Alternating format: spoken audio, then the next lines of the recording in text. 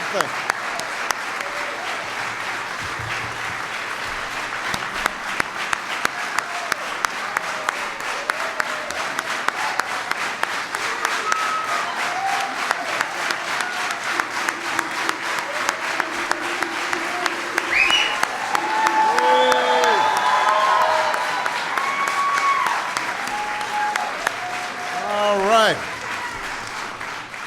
Good morning, everybody. Good morning. And welcome to the White House. I am glad all of you could be with us today as we honor the newest member of our highest court, who I'm proud to address for the very first time as Justice Sonia Sotomayor.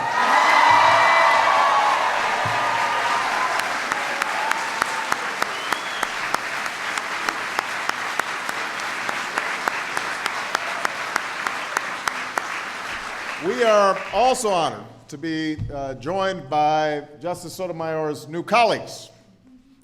We have Justice Ginsburg, who is here, as well as Justice Stevens.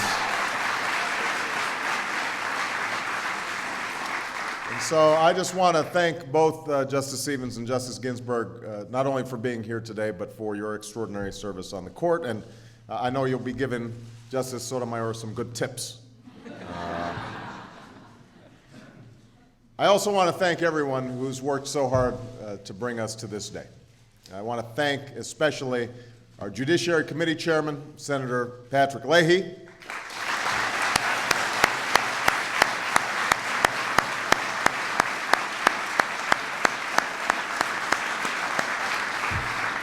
as well as our Senate Majority Leader, Harry Reid, for their outstanding work to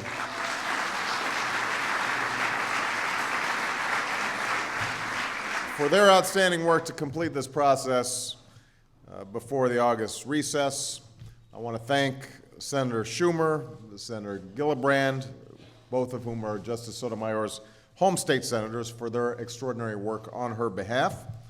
I want to thank all the members of Congress who've taken the time to join us here at the White House event, and I want to acknowledge all the advocates and groups who organized and mobilized and supported these efforts from the very beginning. Your work was absolutely critical to our success, and I appreciate all that you've done. So pat yourselves on the back. Congratulations.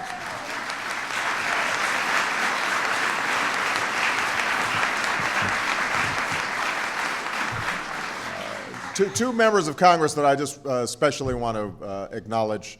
Senator Bob Menendez, who worked so hard on the Senate side.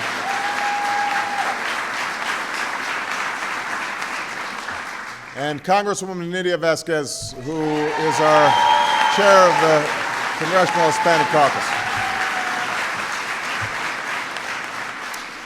And I think we all want to take a moment to recognize the woman who, in so many ways, truly made this day possible, Justice Sotomayor's mother, Selena Sotomayor.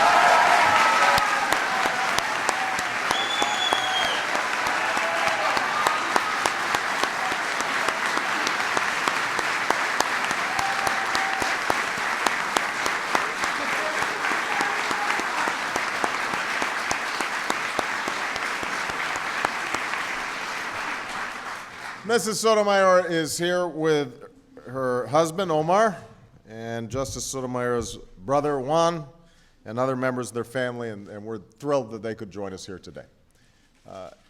And by the way, I don't normally do this, but let me also just thank my extraordinary White House staff who helped to usher this stuff through. We're very proud of them. Thank you very much.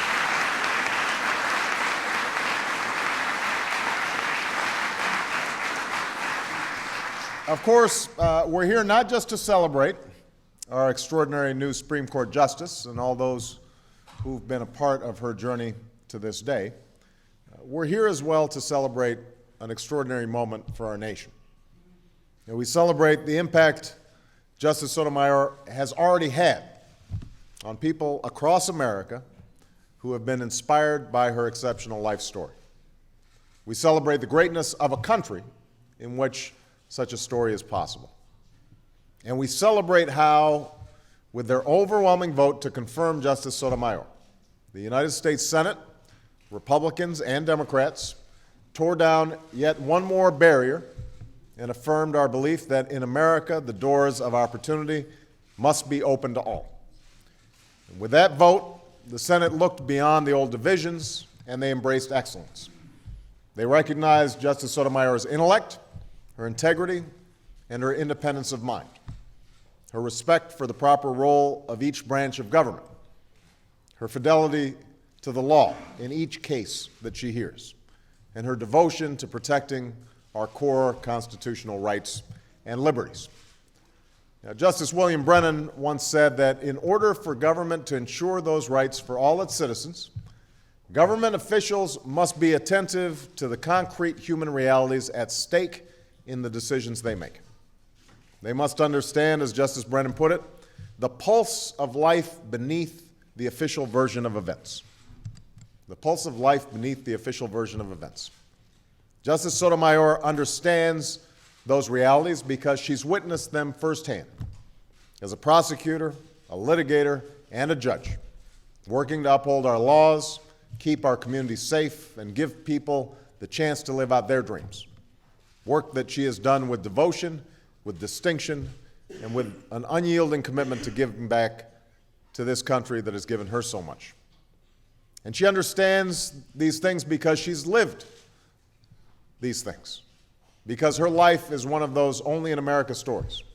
Raised by a single mom in the South Bronx, determined to give her every opportunity to succeed, propelled by the talent and hard work that would earn her scholarships and honors at the best schools in the country, driven always by the belief that it doesn't matter where you come from or what you look like or what challenges life throws at your way, no dream is beyond reach in the United States of America.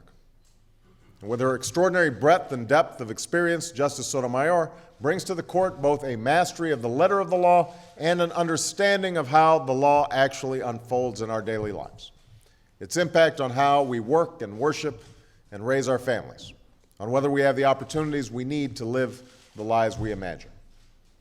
That understanding is vital for the work of a Supreme Court justice, as Justice Stevens and Justice Ginsburg will testify. The work of applying principles set forth at our founding to the cases and controversies of our time. For as visionary as our founders were, they did not presume to know exactly how the times would change, what new questions fate and history would set before us. Instead, they sought to articulate ideals that would be timeless, ideals that would accommodate the ever-changing circumstances of our lives and preserve for each new generation our most sacred rights and freedoms. And when Justice Sotomayor put her hand on that Bible and took that oath, we took yet another step towards realizing those ideals. We came yet another step closer to the more perfect union that we all seek. Because while this is Justice Sotomayor's achievement, the result of her ability and determination, this moment is not just about her. It's about every child who will grow up thinking to him or herself, if Sonia Sotomayor can make it, then maybe I can too.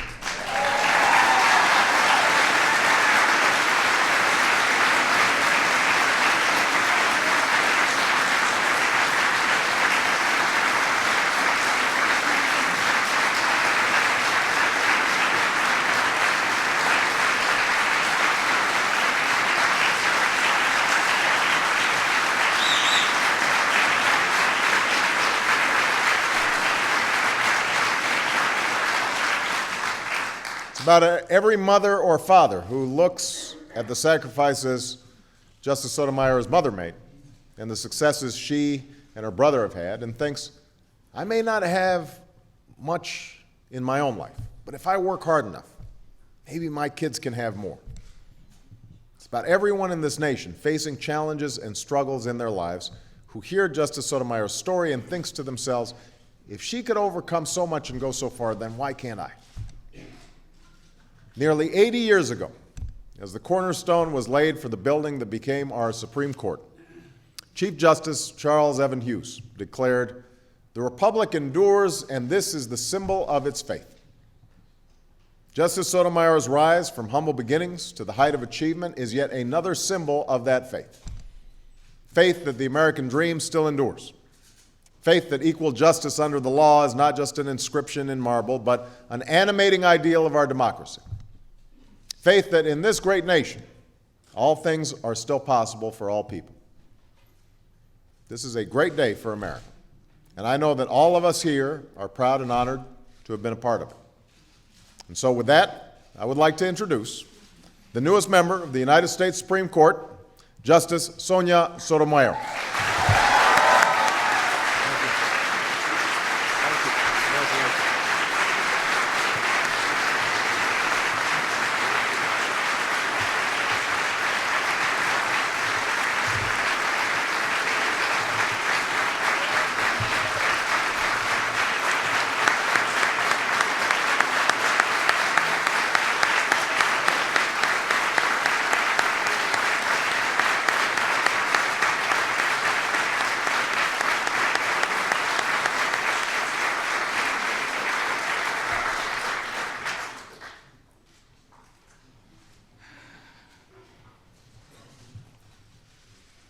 No words can adequately express what I am feeling. No speech can fully capture my joy in this moment. Nothing can convey the depth of gratitude I feel to the countless family members, starting with Mom and my brother, and the many friends and colleagues, so many of you who are here with me today, and the others who aren't, who have helped me to reach this moment. None of this would have happened without all of you. Mr. President, I have the most heartfelt appreciation for the trust that you placed in me by nominating me.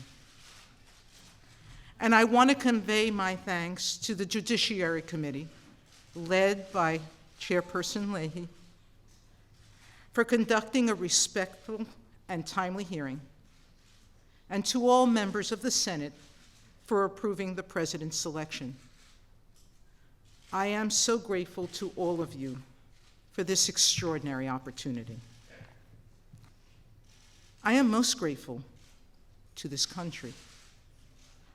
I stand here today knowing that my confirmation as an Associate Justice of the Supreme Court would never have been possible without the opportunities presented to me by this nation. More than 2 centuries ago, in a Constitution that contained fewer than 5,000 words, our founders set forth their vision for this new land. Their self-proclaimed task was to form a more perfect union, to establish justice, and to secure the blessings of liberty for themselves and their posterity. Over the years, the ideals at the heart of that document have endured as subsequent generations have expanded those blessings, these rights and freedoms, to more and more Americans. Our Constitution has survived domestic and international tumult, including a civil war, 2 world wars, and the catastrophe of September 11th. It draws together people of all races, faiths, and backgrounds from all across this country who carry its words and values in our heart. It is this nation's faith in a more perfect union that allows a Puerto Rican girl from the Bronx to stand here now.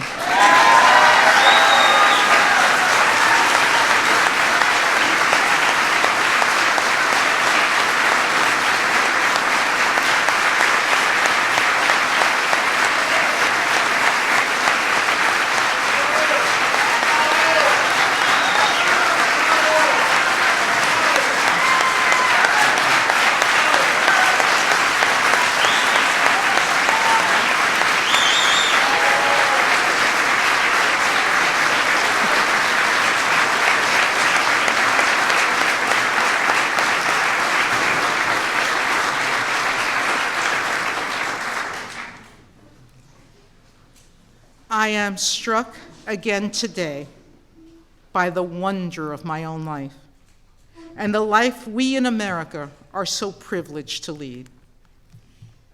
In reflecting on my life experiences, I am thinking also today of the judicial oath of office that I first took almost 2 decades ago, and that I reiterated this past weekend. To judge without respect to what a person looks like, where they come from, or whether they are rich or poor, and to treat all persons as equal under the law. That is what our system of justice requires, and it is the foundation of the American people's faith in the rule of law, and it is why I am so passionate about the law. I am deeply humbled by the sacred responsibility of upholding our laws and safeguarding the rights and freedoms set forth in our Constitution. I ask not just my family and friends, but I ask all Americans to wish me divine guidance and wisdom in administering my new office. I thank you all again for the love and support you have shown me, and I thank President Obama and the United States Senate for the tremendous honor and privilege they have granted me. Thank you. Good job.